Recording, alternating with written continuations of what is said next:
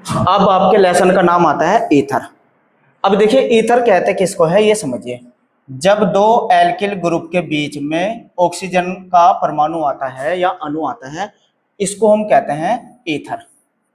यानी कि ऑक्सीजन के दोनों ओर क्या रहता है, एल्किल ग्रुप जुड़ा हुआ होता है, उसको कहते हैं हम ईथर। इनके IUPAC नाम कैसे लिखे जाते हैं ये समझिए। जब दो एल्किल ग्रुप होते हैं, इसमें जो लंबी श्रृंखला वाला एल्किल ग्रुप होता है वो उसको तो मुख्य चैन मानते हैं, यानी कि नंबरिंग उस पर करेंगे जिसमें कार्बन की संख्या ज्यादा होती है। और जो दूसरा एल्किल ग्रुप होता है उसके साथ हम जोड़ देते हैं ऑक्सी। क्या जोड़ देते हैं, ऑक्सी।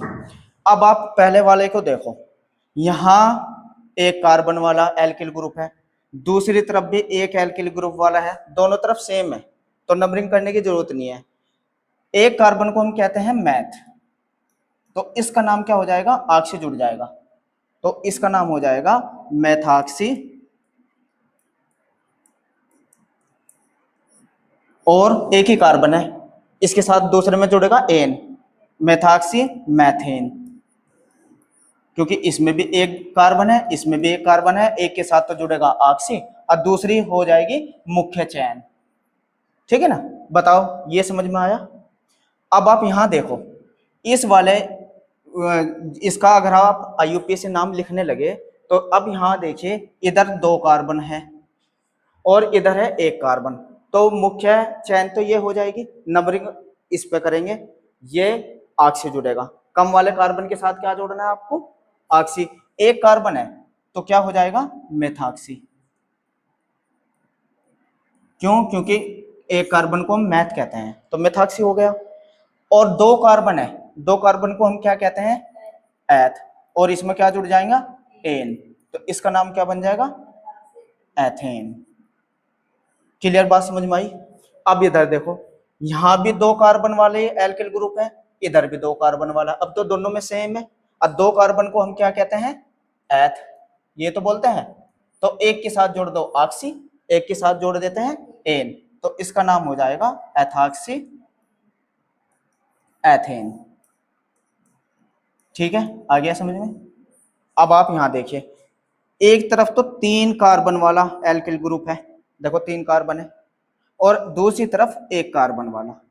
ठीक है, तो कम कार्बन वाले के साथ तो ऑक्सी जुड़ेगा, तो इसे तो एक कार्बन वाले को हम क्या लिख देंगे, मेथॉक्सी। ठीक है, क्योंकि ये जो ग्रुप हो जाए ना OR, इसे ऑक्सी कहते हैं, तो ये हो रहा OR। ठीक है, अब यहां से नंबरिंग करेंगे 1 2 3, ऐसे नंबरिंग कर देते हैं।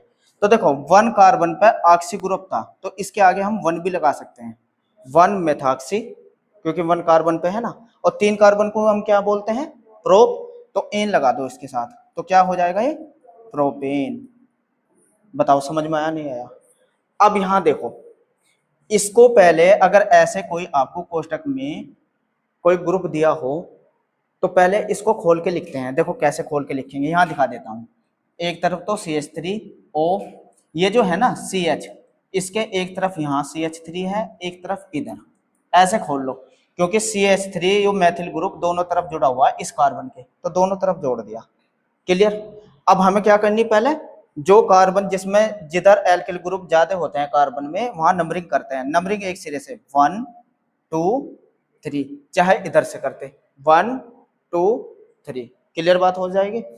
अब इधर है एक कार्बन वाला एल्किल ग्रुप, तो इसे हम क्या कहेंगे, मैथ, तो इसके साथ क्या आ जाएगा, मेथॉक्सी, इसे हम क्या कहेंगे, मेथॉक्सी।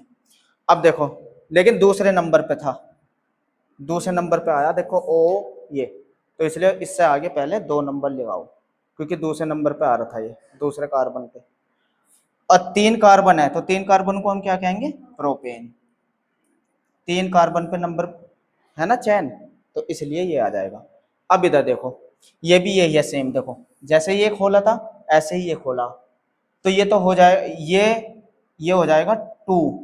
देखो ये चैन खुली हुई, बस इधर क्या है, ACH3, यहाँ CH2, एथिल, ये एथिल है यहाँ, इसको ऐसे खोल के देख लो, यही तो है सेम, ये रहा, नंबरिंग ऐसे करेंगे क्योंकि लंबी कार्बन की श्रृंखला इधर है ये वाली। तो दूसरे नंबर पर आ रहा ना ये एथिल, तो ये हो जाएगा तो एथॉक्सी, ऑक्सी लगेगा ना। और अब इसे क्या लिख देंगे पूरे को ऐसे प्रोपेन। तो इस तरीके से आप जो कम कार्बन वाला होता है ईथर के अंदर उसको उसके साथ तो ऑक्सी जोड़ दो और लंबे चेन पे नंबरिंग करके जितनी श्रृंखला है उसके साथ एन जोड़ दो। इस तरीके से आप ईथर के नाम बहुत आसानी से लगा सकते हैं। ठीक है, चलो अब नेक्स्ट देखते हैं। आपके लेसन में ईथर के ही अब ये ऐसे है इस तरीके से। आपको मैंने ये बताया था कि ये जो C6H5 है ना, इसे हम क्या कहते हैं, फेनिल कहते हैं, या फिनाइल भी लिख सकते हैं, फिनाइल या फेनिल, दोनों में से कोई से लिख दो। और इसको इसकी श्रृंखला को अगर मैं या, अब आप ये भी देखो सूत्र तो आपको ऐसे लिखे गए, या आप ऐसे भी बना सकते हैं, ये बनाओ बेंजीन की रिंग, फेनिल का समूह बनाओ और कहीं भी 6 के 6 में से कहीं भी एक ऐसे डैश लगा दो। अब ये बना फेनिल, पहले इसको समझ लो, और ये OCH3, चाहे इसको ऐसे लिख दो चाहे ऐसे लिख दो, ऐसे भी लिखा हुआ मिल सकता है आपको, या ऐसे भी लिखा हुआ मिल सकता है। ये तो बात समझ में आ गई। अब आप एक बात देखिए, ये कितने कार्बन वाला है, 1 कार्बन, इसे क्या बोलेंगे हम, मेथॉक्सी। ये हो गया मेथॉक्सी, ये पूरा का पूरा ग्रुप हो गया मेथॉक्सी। क्लियर बात समझ में आ गई। और नीचे क्या है, ये बेंजीन, क्योंकि बेंजीन की श्रृंखला पे जुड़ा हुआ, तो ये हो जाएगा बेंजीन।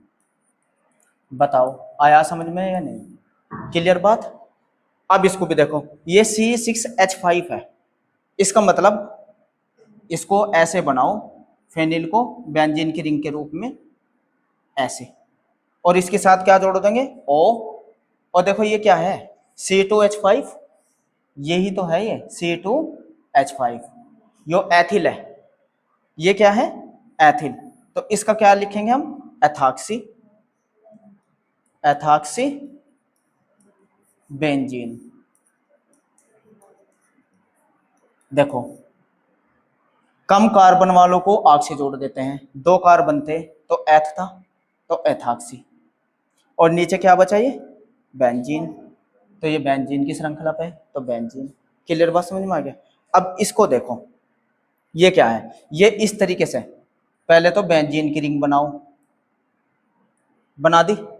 बेंजीन की रिंग बनाने के बाद किसी भी एक जगह आपको जोड़ना है CH2OCH3, ये है CH2। देखो ये क्या बन गया, ये तो हो गया ऑक्सी।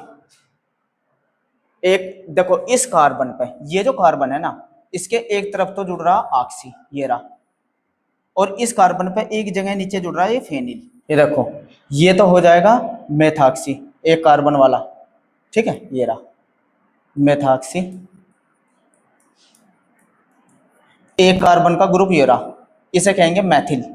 एक कार्बन वाला क्या हो जाएगा मेथॉक्सी, मैथिल, और नीचे क्या हो जाएगी वो पूरी बेंजीन, मेथॉक्सी मैथिल बेंजीन। अब लिख लो इसको उतार लो। तो ऐसे भी आप एरोमेटिक रूप में ऐसे भी लिख सकते हैं। चलो नेक्स्ट देखते हैं।